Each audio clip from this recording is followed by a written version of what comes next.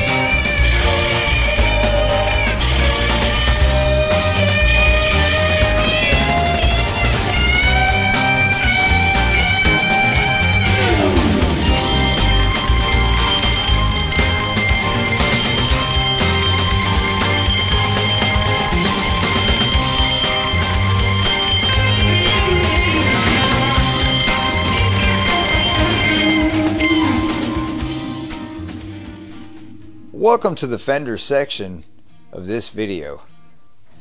The Fender Value Vintage Guitars, in my opinion, would be right around 1982, and that's right around the end of the ownership of the CBS Corporation.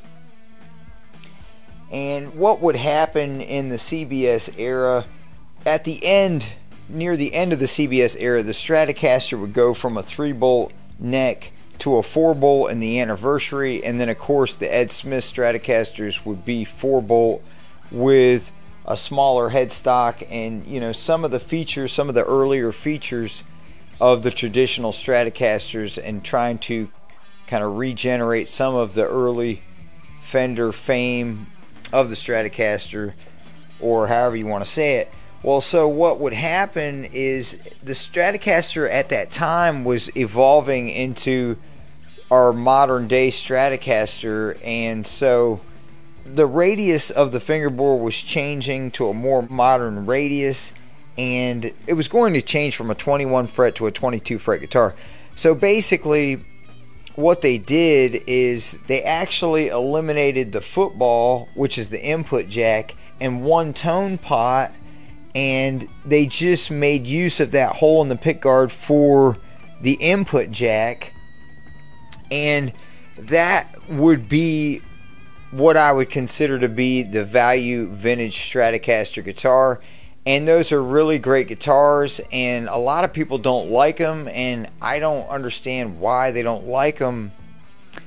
I think I've played a lot of 70s traditional Stratocasters, and to me the 83 Strat just really shines. It's just, the pickups just sound great typically. I'm not a big fan of the X1s or the hotter pickups. I guess, I'm also a fan of the pickups and the bullets, the Fender bullets, and not so much the lead. They had the X1 and the lead too, and not so much of a fan of those pickups. And I guess it's just something, I guess it can be opinionated, but it's something, to my ears, the X1, it's a hotter pickup, and I just hear a lot more noise. It sounds like a lot more noise coming from the pickup. Not noise like shielding kind of noise, like a grind in the overdrive, and it just doesn't have the clarity. I'm not hearing the notes. Almost seems like for some reason like it's out of phase or just strangling the notes, and I don't understand. And maybe it's just me or the amps that I used. Maybe other people feel differently about it. As far as the Telecaster, I would also recommend the 1983, what I call the hockey stick Telecaster. The use of different style saddles on the Telecaster and Stratocaster, the hockey sticks, it's just something that they did. And the guitar, you're still getting a CBS Telecaster, which is an investment grade instrument, Fullerton, California, before they went to Corona. So that's the good thing. And also too, like I said before, it's the transition from a vintage guitar to the modern day Telecaster. In 83, the frets, they actually had decent sized frets, and the Telecaster radius was already pretty good even in the old days, so that wasn't a thing. If I'm not mistaken, the Telecaster would also go to a 22 fret, but I'll have to research and check that to be sure, going from a 21 fret to a 22 fret guitar. And of course, really, there's many more value vintage Fender guitars. Of course, all the student models, Music Master, Duosonic, Mustang, Music Master 2, Duosonic 2, all those guitars are definitely considered value vintage Fender guitars. And some people would even venture to say the Jaguar and the Jazzmaster. And of course, when compared to the prices of the Stratocaster and the Telecaster, are definitely priced a lot more reasonable. And especially when you consider that the Jaguar was the most expensive model in the, I want to say the price guide, but it was actually the catalog, originally in the Fender catalog. So, alright, thanks for watching, and check our channel for our latest videos.